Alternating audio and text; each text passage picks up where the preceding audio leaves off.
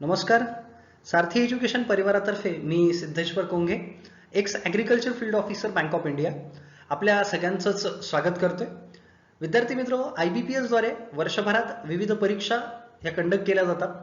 पण ॲग्रिकल्चर ग्रॅज्युएशनच्या दृष्टीने किंवा अलाइड ब्रांचेसच्या ग्रॅज्युएट्सच्या दृष्टीने अतिशय महत्त्वाची मानली जाणारी परीक्षा आणि ती म्हणजे ॲग्रिकल्चर फील्ड ऑफिसरची परीक्षा. आता काही विद्यार्थी सध्या ग्रॅज्युएशनच्या फायनल इयरला असतील किंवा बरेच विद्यार्थी मागील 1-2 वर्षापासून या परीक्षेसाठी तयारी करत असतील.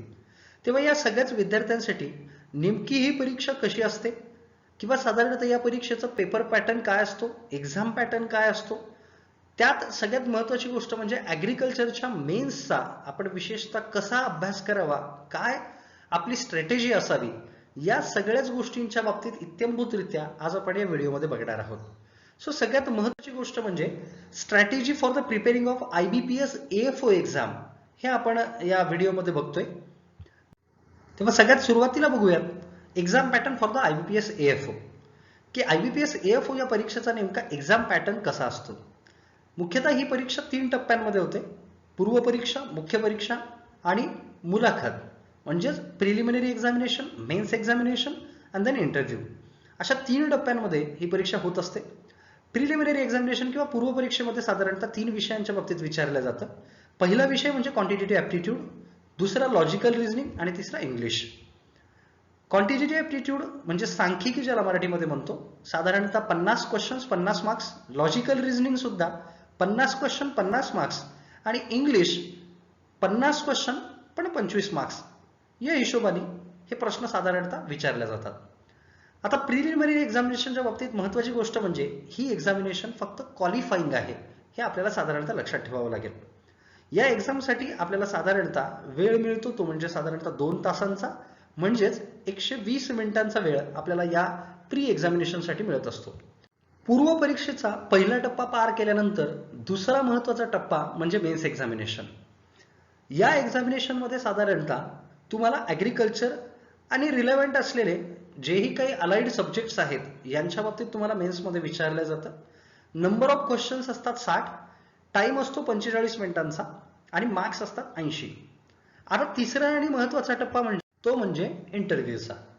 आता इंटरव्ह्यूच्या बाबतीत जर बोलायचं झालं तर बऱ्याचदा असं होतं की मेन्स एक्झामिनेशनमध्ये थोड्याफार फरकाने का होईना बऱ्याच विद्यार्थ्यांचा स्कोअर सारखा असतो.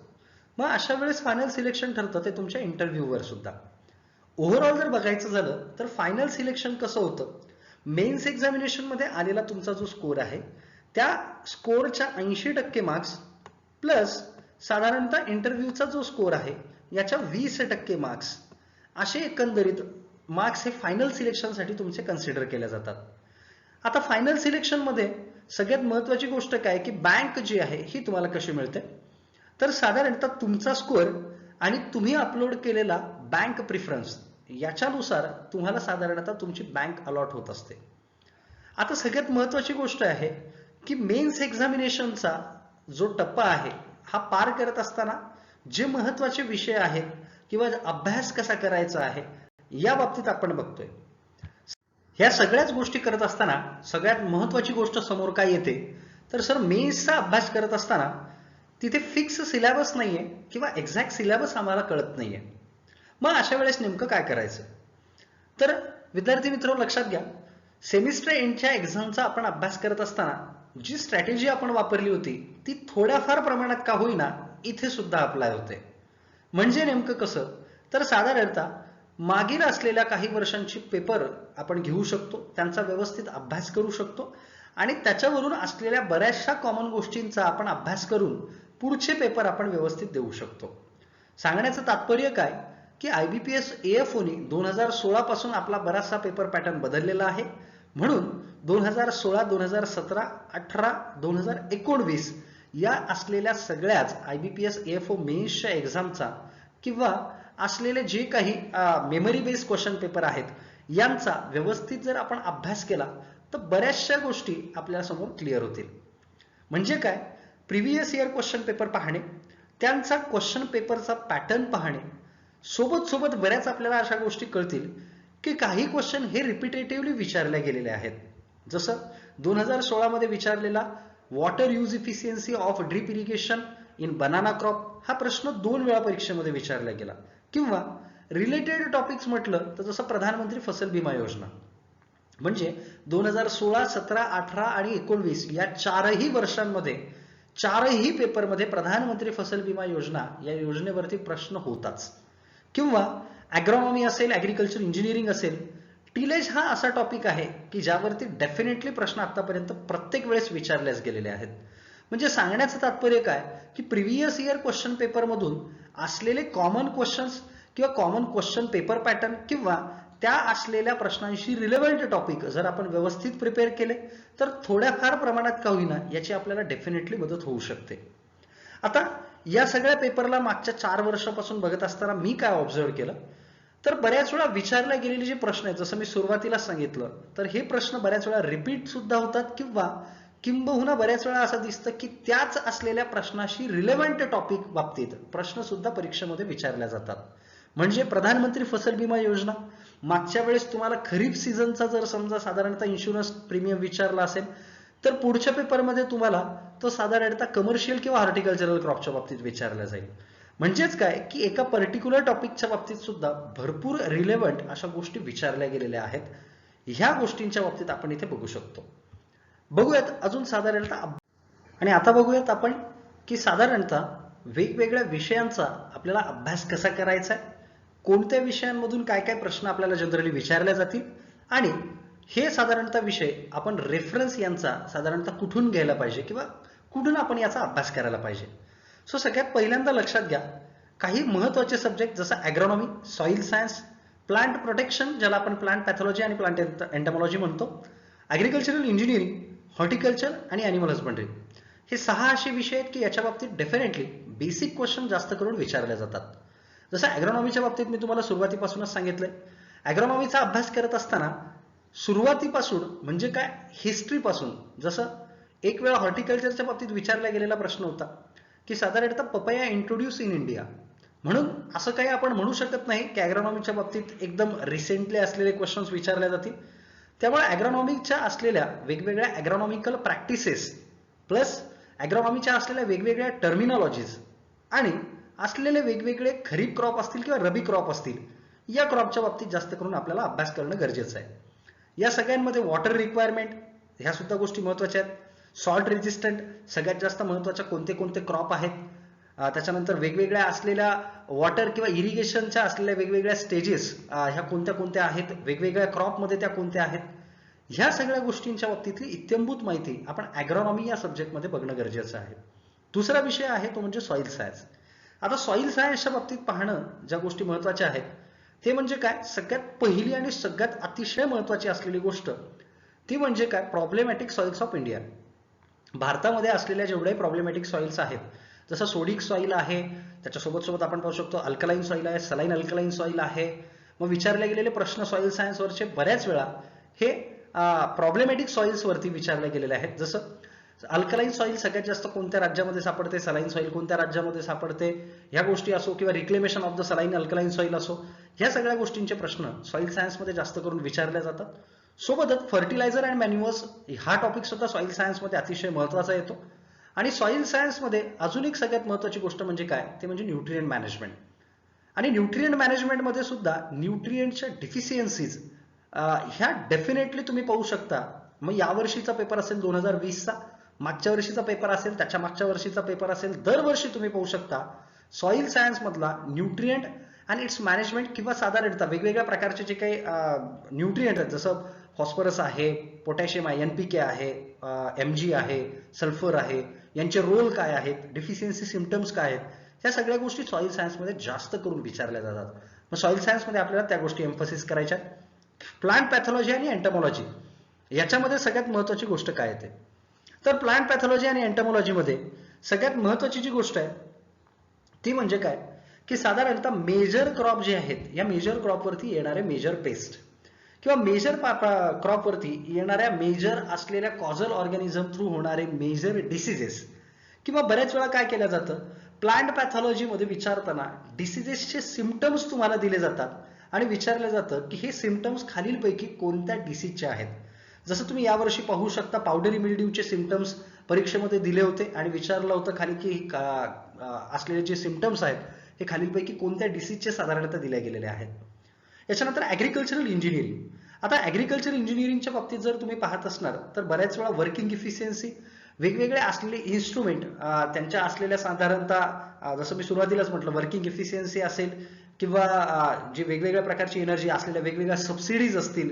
ॲग्रिकल्चरल इंजिनिअरिंगमध्ये सगळ्यात महत्त्वाचं याच्या आधी विचारले गेलेले प्रश्न जे आहेत ते पॉली हाऊस असेल किंवा ग्रीन हाऊस असेल यांच्या बाबतीतले प्रश्न असतील, हे ॲग्रिकल्चर इंजिनिअरिंगमध्ये मात्र महत्त्वाचे असतात. आपण प्रत्येक सब्जेक्ट नंतर हळूहळू पुढच्या व्हिडिओजमध्ये इत्थंभूतरित्या पाहणार आहोत. सुरुवातीला आपण ढोबळमानाने या गोष्टींची आयडिया घेतोय.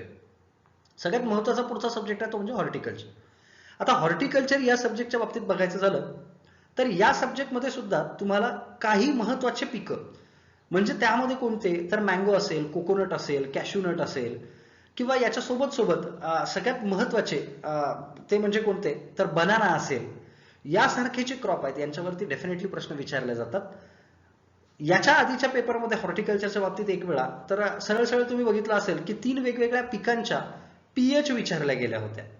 मग हॉर्टिकल्चरल क्रॉपच्या बाबतीत ज्यावेळेस आपण बघतो त्यावेळेस लक्षात ठेवा असे क्रॉप पहिल्यांदा करायचे जे क्रॉप भारतातून जास्त प्रमाणात एक्सपोर्ट होतात किंवा इकॉनॉमिकली इंडियन इकॉनॉमीला जे जास्त सपोर्ट करतात किंवा जास्त असे हॉर्टिकल्चरल क्रॉप ज्यांच्या बेसिसवरती इंडियन इकॉनॉमी किंवा इकॉनॉमिकल बऱ्यापैकी गोष्टी चालतात, असे हॉर्टिकल्चरल क्रॉप तुम्ही पहिल्यांदा वाचावेत.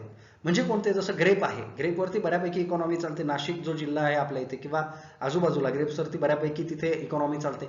मँगो हा खूप महत्त्वाचा क्रॉप आपला हॉर्टिकल्चरल क्रॉप आपण मानतो. त्याच्यानंतर कोकोनट आहे, त्याच्यानंतर तुम्ही जर पाहाल पोमोग्रेनेट आहे. हे अशा प्रकारचे क्रॉप जे आहेत हे सुरुवातीला तुम्ही वाचावेत. पपया आहे, हे सगळे क्रॉप तुम्ही सुरुवातीला रीड करावे. नंतर मग जे मायनर क्रॉप आहेत यांच्या बाबतीत तुम्ही रीड करायला हरकत नाही. याच्यानंतरचा सगळ्यात महत्त्वाचा विषय म्हणजे ॲनिमल हजबंड्री. आता ॲनिमल हजबंड्रीच्या बाबतीत बऱ्याच वेळा नाबार्ड बँकेबल प्रोजेक्ट हे जास्त करून विचारले गेलेले आहेत. ॲनिमल हजबंड्रीच्या बाबतीत यावर्षी तुम्ही बघितलं असेल तर बरेचसे सोपे प्रश्न, म्हणजे काही एक्झाम्समध्ये जर तुम्ही बघत असणार, not only in IBPS AFO एक्झामिनेशनमध्ये, काही एक्झामिनेशनमध्ये ॲनिमल्सचे बॉडी कॅरेक्टर विचारले गेलेले आहेत. जनरली आपण जर बघत असू काही पेक्युलियर कॅरेक्टर्स, म्हणजे आपण काय म्हणतो ज्याला मराठीमध्ये दर्शनीय कॅरेक्टर्स जे म्हणतो, हे ॲनिमल हजबंड्रीमध्ये त्या ॲनिमल्सचे विचारले जातात. त्यांचं मिल्क यील्ड विचारलं जातं, स्पेशल कॅरेक्टरिस्टिक्स एखाद्या वेळी विचारल्या जातात किंवा बऱ्याच वेळा आपण बघत असू आता 2019 मध्ये जर तुम्ही पाहिलं असेल लाईव्ह स्टॉक सेन्सस हा आलेला आहे, त्यामुळे त्याच्यावरही प्रश्न करंट अफेअर्सच्या दृष्टीने विचारले जाऊ शकतात. ॲनिमल हजबंड्रीमध्ये मिल्क अँड मिल्क प्रोडक्शन, त्यांचे प्रोडक्ट, याच्यावरही प्रश्न विचारले जाऊ शकतात. आणि बऱ्याच वेळा ॲनिमल हजबंड्रीच्या बाबतीत जे बेसिक क्वेश्चन्स आहेत हे सुद्धा बऱ्याच वेळा विचारले जातात. आता हे सब्जेक्ट तर आहेत, पण यांचा साधारणतः अभ्यास कुठून करावा, म्हणजे रेफरन्स मटेरियल काय वापरावं, हा सगळ्यात महत्त्वाचा प्रश्न येतो. सो सगळ्यांना मी एक कॉमन वेबसाईट मी दरवेळी जी सजेस्ट करत असतो ती तुम्हाला मी सजेस्ट करेन. That is www.eagri.org.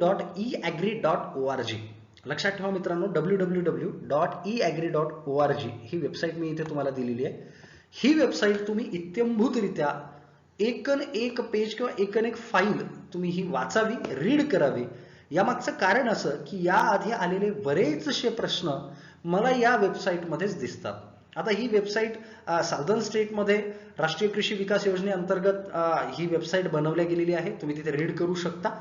सो साधारणतः eagri.org याच्यामध्ये काय दिल्या गेलेलं आहे तर फर्स्ट इयर टू फायनल इयरचे असलेले सगळे जे स्टडी नोट्स आहेत, मॅन्युअल्स आहेत, बेसिक गोष्टींपासून सगळ्याच गोष्टी या वेबसाईटमध्ये तुम्हाला मिळतील.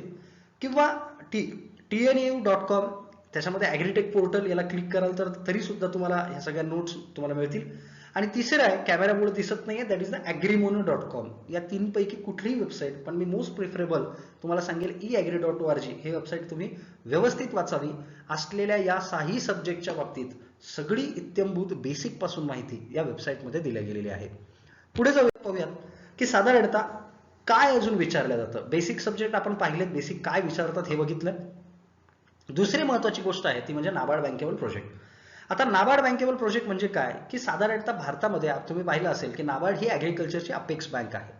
आणि मग साधारणतः या असलेल्या बँकेच्या अंतर्गत बऱ्याचशा असलेल्या लोकांना किंवा शेतकऱ्यांना सबसिडीज दिल्या जातात. मग त्यावेळेस नाबार्ड काय करतं की स्वतःचे नॉर्म्स ठरवून देतं. जसं लाईव्ह स्टॉक मॅनेजमेंट असेल किंवा आपण ज्याला particularly animal husbandry dairy science असं म्हणतो, याच्यामध्ये बऱ्याच वेळा आधी विचारलेले प्रश्न आहेत, तुम्ही बघितलं असेल की साधारणतः एखाद्या म्हशीला बसायला जागा किती लागते किंवा फ्लोअर स्पेस रिक्वायरमेंट तुम्ही पाहिलं असेल किती लागतं. मग ह्या फ्लोअर स्पेस रिक्वायरमेंट ह्या सगळ्या गोष्टी कोण सांगतं, तर नाबार्ड सांगतं. According to the NABARD what should be the floor space requirement for the pregnant cow. मग असे प्रश्न याच्या आधी जे विचारले गेलेले आहेत हे सगळे प्रश्न नाबार्ड बँकेबल प्रोजेक्ट मधून आपल्याला विचारले जातात. नाबार्डच्या नॉर्म्स मधले हे प्रश्न आपल्याला विचारले जातात. हॉर्टिकल्चरल क्रॉपसाठी सबसिडीज घ्यायच्या असतील तर नाबार्डनुसार काय काय गोष्टी तुम्हाला कराव्या लागतील तेव्हा तुम्हाला त्या सबसिडी मिळतील. किंवा लाईव्हस्टॉक मॅनेजमेंटसाठी तुम्हाला सबसिडी घ्यायची असेल तर तुम्हाला काय साधारणतः नॉर्म्स फॉलो करावे लागतील नाबार्डचे. किंवा साधारणतः ग्रीन हाऊस पॉली हाऊस यांच्यासाठी जर सबसिडीज पाहिजे असतील तर नाबार्डनुसार काय नॉर्म्स तुम्हाला फॉलो करावे लागतील, हे प्रश्न जे आहेत हे साधारणतः नाबार्ड बँकेबल प्रोजेक्ट या असलेल्या गोष्टींमधून विचारल्या जातात. पुढे जाऊयात. तिसरा महत्वाची जो टॉपिक आहे तो म्हणजे काय, गव्हर्नमेंट स्कीम आणि सबसिडीज. आता हा सुद्धा एक अतिशय महत्वाचा टॉपिक तुम्हाला येऊन थांबतो इथे, कारण की बऱ्याच वेळा आपल्याला कळतं की बरेच जे असे स्टुडंट आहेत, सर गव्हर्नमेंट स्कीम आहेत, सबसिडीज आहेत, मग आता ह्या कुठून वाचायच्या, सर वेगवेगळ्या असलेल्या ठिकाणी वेगवेगळा डेटा दिलेला आहे, मग आम्ही नेमकं कुठून वाचावं. तर याच्यासाठी लक्षात ठेवा फार्मर फ्रेंडली हँडबुक. गव्हर्नमेंटचं ऑथेंटिक फार्मर फ्रेंडली हँडबुकमध्ये तुम्हाला दोन वेगवेगळ्या प्रकारचे हे हँडबुक असतात. पहिल्या हँडबुकमध्ये तुम्हाला पूर्ण गव्हर्नमेंट स्कीम दिल्या जातील आणि दुसऱ्या हँडबुकमध्ये साधारणतः तुम्हाला असलेल्या सगळ्याच ज्या सबसिडीज आहेत, म्हणजे ट्रॅक्टर घ्यायचा असेल, मागे तुम्ही बघितलं असेल की ट्रॅक्टरसाठी साधारणतः जे काही आहे तुम्हाला एक 40 HP चा ट्रॅक्टर घ्यायचा असेल किंवा वॉटेवर इट मे बी किती HP चा तुम्हाला ट्रॅक्टर घ्यायचा असेल तर त्याच्यासाठी साधारणतः किती तुम्हाला सबसिडी मिळेल, किंवा SC ST कॅटेगरी असेल त्यांना सबसिडी किती मिळेल, नॉर्मल जनरल कॅटेगरी असेल तर त्यांना सबसिडी किती मिळेल, महिला असतील तर त्यांना सबसिडी किती मिळेल, ह्या सगळ्या गोष्टी प्लस गव्हर्नमेंट स्कीम ज्या आहेत, जसं प्रधानमंत्री फसल बीमा योजना आपण पाहिलंय, प्रधानमंत्री कृषी सिंचाई योजना आपण पाहिलंय, किसान क्रेडिट कार्ड योजना आपण बघतोय, ई नाम आपण योजना बघतोय, याच्यावरती भरपूर प्रश्न विचारले जातात. आणि ह्या सगळ्या गव्हर्नमेंट स्कीम किंवा सबसिडीज ज्या आहेत ह्या फार्मर फ्रेंडली हँडबुक मधून आपण रीड केल्या तर डेफिनेटली त्याचा आपल्याला फायदा होऊ शकतो.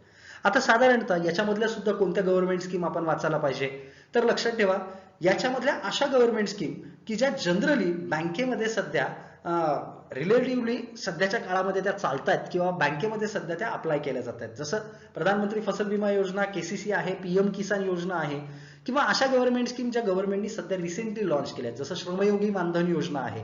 ह्या सगळ्या योजना ज्या आहेत किंवा गव्हर्नमेंट स्कीम आहेत ह्या आपल्याला व्यवस्थित वाचाव्या लागतील. आता बऱ्याच वेळा असं होतं की काही गव्हर्नमेंट स्कीम ज्या रिसेंटली लॉन्च झाल्या आहेत ह्या तुम्हाला फार्मर फ्रेंडली हँडबुक मध्ये मिळणार नाहीत. मग त्यावेळेस तुम्हाला काय करायचंय, त्या गव्हर्नमेंट स्कीमचं नाव टाकायचंय आणि ते सर्च कुठे करायची, तर गुगलमध्ये पहिल्यांदा तुम्हाला विकासपीडिया, लक्षात ठेवा विकासपीडिया असं सर्च करायचंय, विकिपीडिया नाही विकासपीडिया असं सर्च करायचंय आणि नंतर ती गव्हर्नमेंट स्कीमचं नाव तुम्हाला त्या विकासपीडियामध्ये जाऊन नंतर सर्च करायचंय. तुम्हाला बऱ्यापैकी माहिती किती फंड रिलीज झाला वगैरे बऱ्यापैकी माहिती त्याच्यामध्ये मिळेल. आता पुढची महत्वाची गोष्ट म्हणजे काय की क्रॉप आणि त्याचा डेटा. म्हणजे बऱ्याच वेळा असे प्रश्न विचारले जातात की इम्पोर्ट एक्सपोर्टसाठी जो काही माल आहे भारतातून कोणत्या देशात एखादं पीक जास्त एक्सपोर्ट केलं गेलं किंवा कुठल्या देशामध्ये एखादं पीक जास्त इम्पोर्ट केलं गेलं, हा सगळा जो डेटा आहे हा आपल्याला कुठून करायचा आहे, तर www.apeda.in या वेबसाईटवर आपल्याला जायचंय. तिथे रिसेंटचा करंटचा डेटा तुम्हाला इम्पोर्ट एक्सपोर्टचा जो डेटा आहे हा पूर्ण प्रत्येक क्रॉपचा जवळपास तुम्हाला तिथे मिळेल. आता त्याच्यानंतर सगळ्यात महत्वाची गोष्ट काय आहे, तर काही पेपरमध्ये याच्या आधी हे सुद्धा विचारलं गेलेलं आहे, रिझर्व्ह बँक ऑफ इंडिया यांच्या गाईडलाईन्स वरती सुद्धा बऱ्याच वेळा प्रश्न एक्झाम मध्ये विचारले गेलेले आहेत. तेव्हा अभ्यास करत असताना RBIच्या गाईडलाईन्स सुद्धा www.rbi.in या वेबसाईटवर जाऊन सुद्धा तुम्ही RBIच्या गाईडलाईन्स एकदा रीड करणं तयारी करत असताना अतिशय गरजेचं होतं. पुढे जाऊयात, बघूयात आपण अजून की साधारणतः करंट अफेअर्स. आता बऱ्याच वेळा सगळ्याच लोकांचा हा प्रश्न असतो की सर गव्हर्नमेंट स्कीम ओके आम्ही वाचून घेऊयात, व्हॉट अबाउट करंट अफेअर्स, की भारतामध्ये सध्या करंट अफेअर्स किंवा ऍग्रिकल्चर रिलेटेड करंट अफेअर्स काय चालू आहे, याचा अभ्यास करायचा असेल तर डेफिनेटली तुम्ही करंट अफेअर्स साठी एक गोष्ट महत्वाची पाहू शकता, ती म्हणजे PIB news, press information bureau. गुगलमध्ये तुम्हाला जायचंय, प्रेस इन्फॉर्मेशन ब्युरो किंवा PIB न्यूज असं सर्च करायचंय. गेल्यानंतर त्याच्यामध्ये दिल्ली रिजन हा सिलेक्ट करायचा आणि त्याच्यानंतर मी तुम्हाला खाली 4 वेगवेगळ्या मिनिस्ट्रीच्या बाबतीत सांगितलं, जसं agriculture and farmer welfare ministry आहे, केमिकल अँड फर्टिलायझर मिनिस्ट्री आहे, ministry for the woman empowerment आहे किंवा अॅनिमल हजबंडरी डेअरी आणि फिशरी मिनिस्ट्री आहे. या सगळ्या मिनिस्ट्रीला तुम्ही सर्च करायचंय. तुम्ही आठवड्यातून एकदा जरी या मिनिस्ट्रीजला सर्च केलं तरी सुद्धा तुम्हाला एक 9 ते 10 न्यूज तुम्हाला सापडतील की सध्याच्या असलेल्या ऍग्रिकल्चर अँड फार्मर वेलफेअर मिनिस्ट्रीने कोणत्या कोणत्या गोष्टी सध्या लॉन्च केल्या आहेत, किती फंड त्याच्यासाठी रिलीज केला आहे, एखादी गव्हर्नमेंट स्कीम रिलीज केली आहे का, ह्या सुद्धा इत्यंभूतरित्या माहिती तुम्हाला PIB news, press information bureau या असलेल्या वेबसाईटवरती तुम्हाला पर्टिक्युलरली मिळणार आहे. आता सगळ्यात महत्वाचं काय की सर आम्हाला काही गोष्टी मंथली सुद्धा वाचाव्या लागणार आहेत. म्हणजे कोणत्या? एक सगळ्यात महत्वाचं मॅगझिन मी तुम्हाला इथे फोटो दिलाय ते म्हणजे कुरुक्षेत्र. या मॅगझिन मध्ये सुद्धा करंट अफेअर्सच्या बऱ्याचशा गोष्टी आपल्याला दिल्या जातात.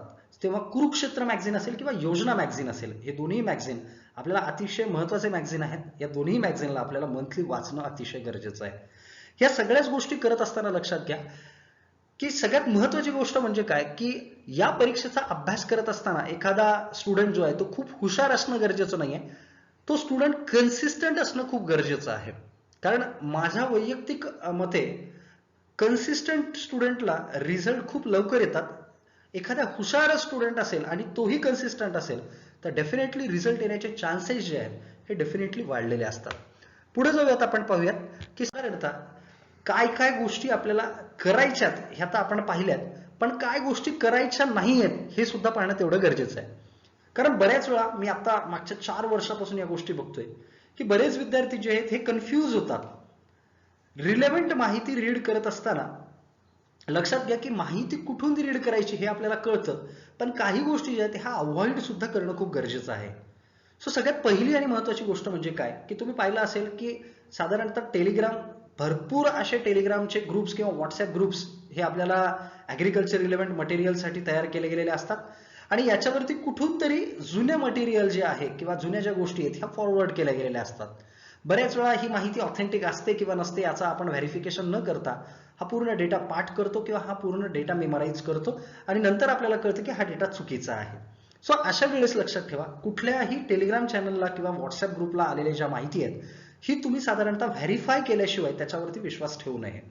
दुसरी महत्वाची गोष्ट म्हणजे काय की बरेच विद्यार्थी काय करतात, सगळ्याच गोष्टी घेतात आणि सगळ्याच गोष्टी वाचून काढण्याचा प्रयत्न करतात. माझं वैयक्तिक असं मत असेल की तुम्ही क्वालिटी ऑफ मटेरियल जेवढं जास्त वाचाल रॅदर दॅन की क्वांटिटी ऑफ मटेरियल, हे कधीही बेस्ट असेल. म्हणजे सांगण्याचं तात्पर्य लक्षात घ्या की जास्त पुस्तकं वाचण्याऐवजी कमी मटेरियल वाचा, पण क्वालिटी मटेरियल वाचा. डेफिनेटली त्याच्यामधून तुम्हाला फायदा होईलच. आणि सगळ्यात शेवटचा आणि सगळ्यात महत्वाचा मुद्दा म्हणजे काय की कधीही वाचत असताना, कुठलेही मटेरियल रीड करत असताना त्याच्या ऑथेंटिक सोर्सेसमधून हे मटेरियल तुम्ही रीड करणं अतिशय गरजेचं आहे. जसं प्रेस इन्फॉर्मेशन ब्युरोच्या बाबतीत मी तुम्हाला सांगितलं, असलेल्या मिनिस्ट्रीजच्या बाबतीत जे सांगत आहे ह्या सगळ्या असलेली जी इन्फॉर्मेशन आहे ही गव्हर्नमेंट ऑफ इंडियाकडून डिरेक्टली त्या वेबसाईटवरती तुम्हाला मिळू शकते. eagri.org ही वेबसाईट जी आहे ही सुद्धा एका प्रकारे का होईना पण ते गव्हर्नमेंट ऑफ इंडियाच्याच अंडरमध्ये चालवल्यासारखं आहे. आणि म्हणूनच मी सांगतोय की बाबा वाचत असताना जेही सोर्सेस किंवा रिसोर्सेस तुम्ही वापरत आहात हे असलेले ऑथेंटिक किंवा ओरिजिनल सोर्सेस मधून तुम्ही कधीही वाचाल तर डेफिनेटली त्याचा फायदा जो आहे तुम्हाला नक्कीच जास्त प्रमाणात होईल. सो विद्यार्थी मित्र, बऱ्याच गोष्टी आपण पाहिल्यात, याच्यानंतर सुद्धा आपल्याला बऱ्याच गोष्टी करायच्या आहेत. आता सगळ्यात महत्वाचा टप्पा, व्हिडिओचा सगळ्यात शेवटचा आणि सगळ्यात महत्वाचा जो टप्पा आहे त्याच्यामध्ये मला तुम्हाला सांगायचंय की आपण व्हिडिओच्या सुरुवातीला पाहिलं की क्वेश्चन पेपर अनालिसिस हा एक महत्वाचा टप्पा मी तुम्हाला सांगितला होता. तेव्हा आपण आता पुढच्या व्हिडिओपासून क्वेश्चन पेपर अनालिसिस म्हणजे प्रिव्हियस इयर क्वेश्चन पेपर जे आहेत हे कसे सोडवायचे, आन्सर्स कसे टॅकल करायचे, असलेले ऑप्शन इलिमिनेट कसे करायचे, याच्या आधी आलेले एक मेमरी बेस्ड क्वेश्चन जे आहेत हे आपण आता पुढच्या व्हिडिओमध्ये सुद्धा बघणार आहोत. तेव्हा पुढच्या व्हिडिओच्या इन्फॉर्मेशनसाठी किंवा माहितीसाठी तुम्ही आमचं जे टेलिग्राम चॅनल आहे सारथी ॲग्रिकॉस t.me/सारथी ॲग्रिकॉस किंवा टेलिग्रामवरती तुम्ही जाऊन सारथी ॲग्रिकॉस असं नाव जरी सर्च केलं तरी सुद्धा तुम्हाला या टेलिग्राम चॅनलला पोहोचता येईल. ते टेलिग्राम चॅनल तुम्ही जॉईन करू शकता. थर्ड इयर किंवा फायनल इयरचे विद्यार्थी जे साधारणतः आता MCR, ICR, BHU साठी किंवा ॲग्री MPSC साठी ज्यांना तयारी करायची अशा विद्यार्थ्यांसाठी सारथी MCAER, लक्षात घ्या t.me/सारथी MCAER नावाचं एक टेलिग्राम चॅनल आहे ज्याला तुम्ही जॉईन करू शकता. तिथे तुम्हाला डेली वेगवेगळ्या प्रकारचं स्टडी मटेरियल मिळेल. अदरवाईज जर समजा तुम्हाला काही डाऊट्स असतील या व्हिडिओच्या रिगार्डिंग काही डाऊट्स असतील तर तुम्ही मला माझ्या पर्सनल व्हॉट्सअप नंबरवरती सुद्धा मेसेज करू शकता. मी माझा नंबर इथे दिलेला आहे 7745011769 या नंबरवरती तुम्ही मला मेसेज करू शकता किंबहुना कॉलही करू शकता. तेव्हा सगळ्या विद्यार्थ्यांना येणाऱ्या पुढच्या परीक्षांसाठी ऑल द बेस्ट. लवकरच भेटूयात पुढच्या व्हिडिओमध्ये. तोपर्यंत बाय आणि take care. Thank you so much.